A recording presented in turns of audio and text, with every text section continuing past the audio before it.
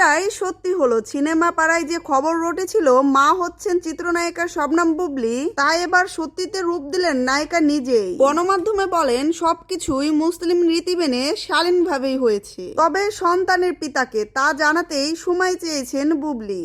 বুবলিকে phone কলে প্রশ্ন করা হয়, অনেকেই বলে আপনাদের নাকি বিয়েই হয়নি, তাহলে এই সন্তানের বাবাকে কি জবাব দিল বুবলি জানতে পারবেন আজকের এই ভিডিওতে। তবে দেরি কেন, একটা লাইক দিয়ে ভিডিওটা শেষ পর্যন্ত দেখতে থাকুন।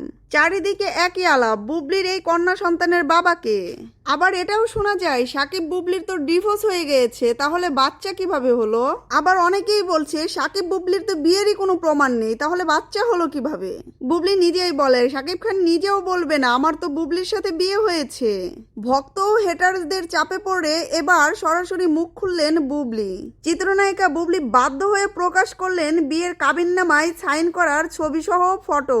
আর সে ফোন কলে জানান যারা আমাদের কাবিননামা নিয়ে কথা বলে তারা তাদের কাবিননামা গলায় নিয়ে ঝুলিয়ে রাখুক।